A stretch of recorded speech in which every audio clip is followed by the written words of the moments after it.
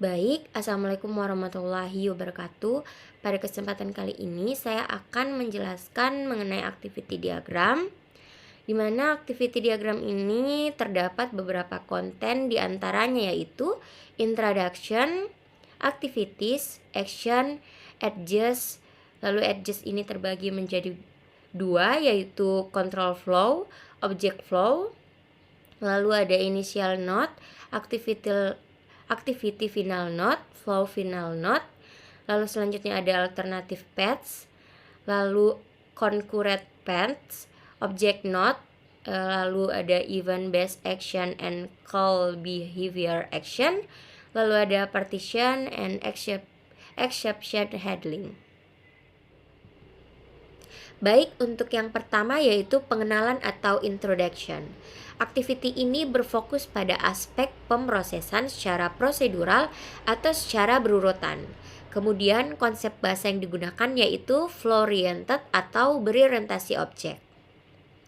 Activity diagram ini berdasarkan pada bahasa yang digunakan untuk mendefinisikan bagaimana sebuah proses bisnis dan juga konsep yang telah ditentukan untuk mendeskripsikan proses komunikasi secara bersamaan atau konsep token yang ditentukan di Petri Nets.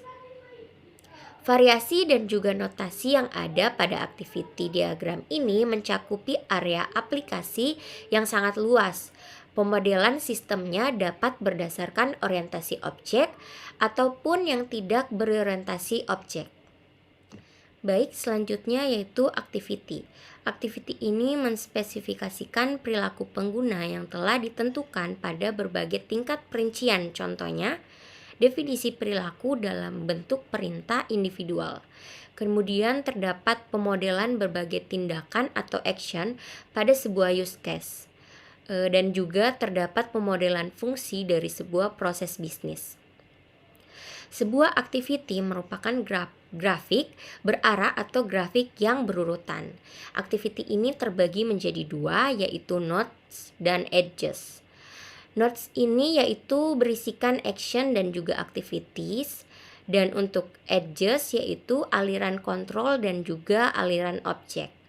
Aliran kontrol dan aliran objek ini mendefinisikan perintah eksekusi. Activity memiliki beberapa opsional yaitu parameter dan opsional precondition dan juga postcondition. Baik, selanjutnya yaitu action.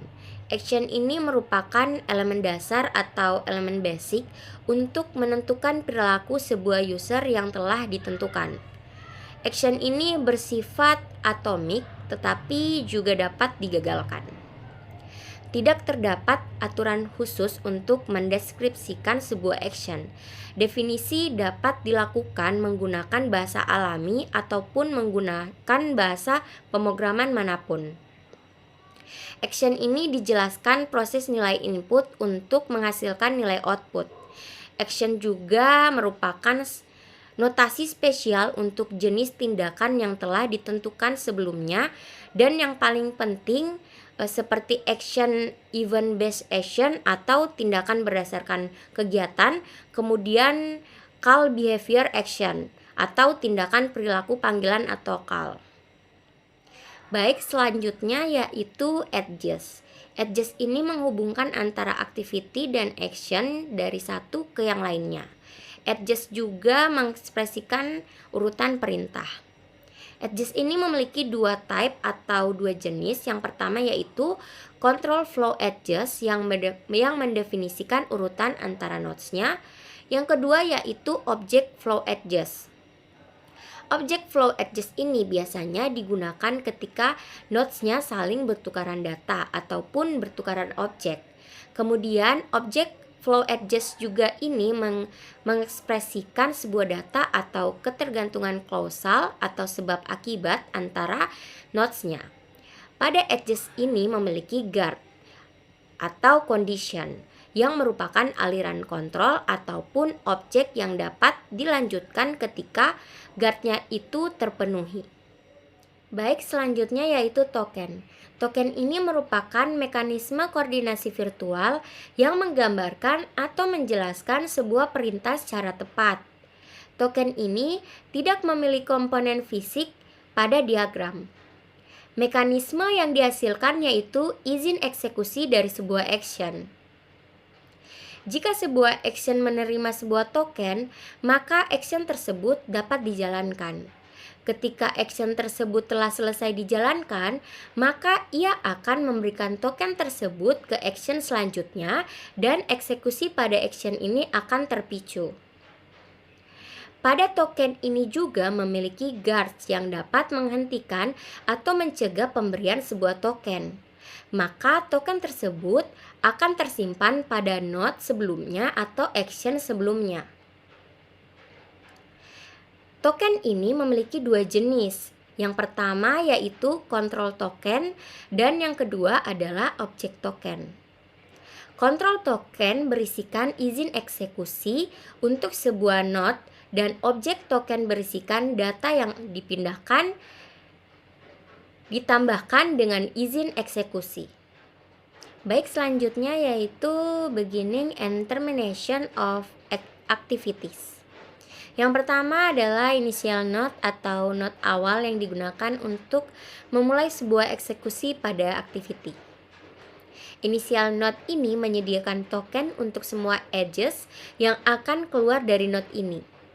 Initial node ini akan menyimpan token tersebut pada sebuah node yang berhasil menerima token ini. Initial node ini juga dapat dibuat banyak untuk menjalankan model konkurensi atau model yang berjalan bersamaan. Dan yang terakhir adalah flow final node. Flow final node ini akan mengakhiri sebuah aliran eksekusi pada sebuah activity. Jadi hanya menghentikan satu aliran saja. Aliran yang lainnya itu akan tetap dan tidak terpengaruh ketika flow final node tercapai. Baik, selanjutnya yaitu alternative paths. Alternative paths ini terbagi menjadi dua. Yang pertama yaitu decision node dan yang kedua yaitu merge node. Di sini yang pertama kita akan bahas yaitu decision node.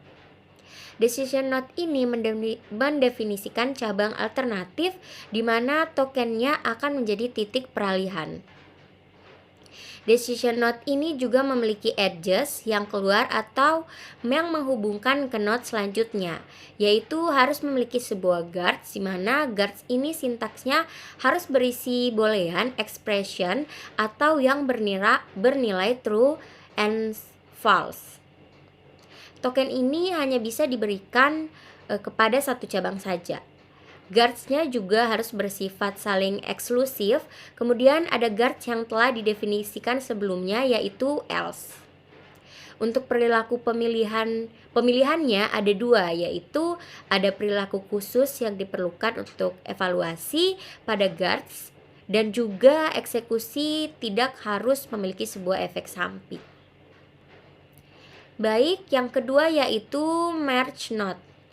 Merge node ini akan menggabungkan beberapa alternatif paths menjadi satu dan juga token yang diberikan dari sebuah paths itu akan digabungkan dan akan diberikan ke node selanjutnya atau action selanjutnya. Decision dan merge ini bisa digabungkan dan jika digabungkan mereka akan terlihat seperti gambar yang ada pada slide. Kemudian untuk contoh yang ada pada alternative paths ini, di sini penggunanya akan mendaftar terlebih dahulu dan akan dicek apakah tempatnya tersedia. Jika tempatnya tersedia, maka dia akan memiliki grup dan selesai. Tetapi jika tempatnya tidak tersedia, maka ia akan masuk di waiting list dan alirannya selesai. Baik, selanjutnya yaitu concurrence path. Terbagi menjadi dua, yaitu parallelization node dan synchronization node. Di sini pertama kita membahas terlebih dahulu yaitu parallelization node. Parallelization node ini membagi aliran atau jalur menjadi beberapa aliran yang berjalan secara bersamaan. Token pada concurrent paths ini akan diduplikat untuk semua keluaran dari edges-nya atau yang berhubungan dengan action selanjutnya. Contohnya seperti pada layar, ketika pengguna mendaftar maka ada dua paths yang terbentuk, yaitu berpartisipasi dalam ujian dan menghadiri kuliah. Kemudian setelah itu kedua paths ini akan menyatu kembali dan melaksanakan sebuah ujian. Yang kedua yaitu synchronization node. Synchronization node ini menggabungkan beberapa paths yang berjalan bersamaan menjadi satu, di mana tokennya ini akan diproses seperti ini. Token akan menunggu hingga semua token-token yang lain dari beberapa jalur yang berbeda telah selesai. Maka semuanya akan digabungkan menjadi satu token dan diberikan ke action selanjutnya. Untuk contoh kombinasi parallelization node dan synchronization node ini seperti pada gambar di slide. Baik, pada slide ini sudah terdapat contoh equivalent control flow, di mana ada dua flow, tetapi flow ini bersifat equivalent karena walaupun yang satunya menggunakan concurrent paths dan yang satunya menggunakan alternative paths, tapi di sini memiliki sebuah kesamaan flow. Baik, kemudian di sini sudah terdapat contoh di mana saya akan menjelaskan activity diagram yang ada pada slide ini. Jika sebuah undangan telah di-print, maka hasilnya akan harus diberi alamat. Jika sebuah undangan telah diberi alamat, maka undangan tersebut akan dikirim.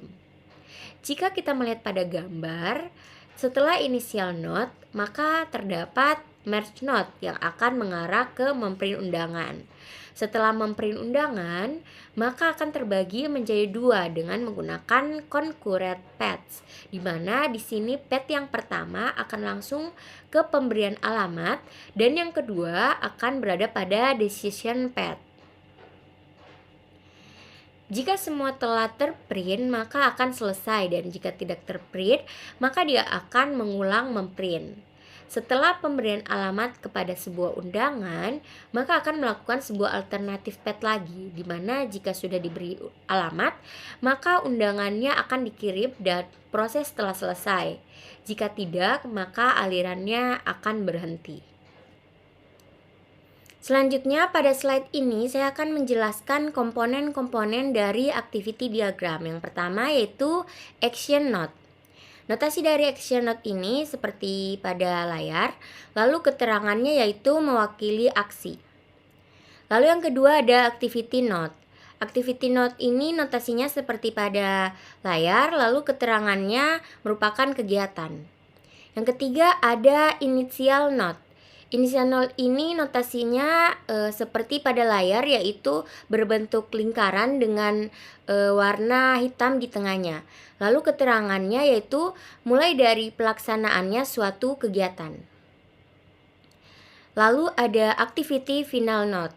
Activity final node ini notasinya seperti pada gambar, lalu keterangannya akhir dari semua jalur eksekusi dari sebuah activity. Selanjutnya yaitu decision node. Notasi decision node seperti pada gambar, lalu keterangannya yaitu memisahkan satu jalur eksekusi ke jalur eksekusi alternatif. Lalu yaitu ada merge node. Notasi dari merge node ini seperti pada gambar, lalu keterangannya yaitu penggabungan eksekusi alternatif menjadi satu jalur eksekusi. Lalu yaitu ada parallelization node. Parallelization node ini notasinya seperti pada gambar, lalu keterangannya yaitu memisahkan satu jalur eksekusi ke jalur eksekusi bersamaan. Lalu ada synchronization node. Notasinya yaitu seperti pada gambar, keterangannya yaitu penggabungan eksekusi bersamaan menjadi satu jalur eksekusi. Selanjutnya yaitu flow final node. Notasi dari flow final node ini seperti pada gambar, lalu keterangannya yaitu akhir dari satu jalur eksekusi dari sebuah activity. Selanjutnya ada edge. Notasi dari edge ini yaitu seperti pada gambar, Lalu keterangannya yaitu koneksi antara node dari sebuah kegiatan. Selanjutnya di sini ada call behavior action. Notasinya yaitu seperti pada gambar. Lalu keterangannya yaitu tindakan A mengacu pada activity dari nama yang sama. Lalu di sini ada partition. Notasinya seperti pada gambar. Keterangannya yaitu pengelompokan node dan edge dalam suatu kegiatan. Selanjutnya yaitu send signal action. Notasinya seperti pada gambar. Keterangannya yaitu transmisi sinyal ke penerima. Lalu asynchronous accept event action. Notasinya seperti pada gambar. Lalu keterangannya yaitu tunggu peristiwa E atau waktu acara T. Lalu selanjutnya ada object node. Notasinya seperti pada gambar. Lalu keterangannya yaitu berisi data atau objek. Lalu di sini ada parameter for activity dan parameter for action. Notasinya seperti pada gambar, lalu keterangannya yaitu berisi data dan objek sebagai input dan parameter berupa keluaran. Selanjutnya yaitu exception handler. Notasinya seperti pada gambar, keterangannya yaitu pengendali pengecualian dijalankan sebagai pengganti tindakan jika terjadi kesalahan. Lalu yang terakhir yaitu ada interruptible activity region.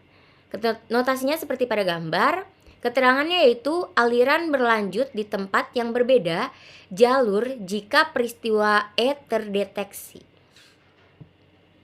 Baik, itulah dia beberapa penjelasan dari activity diagram.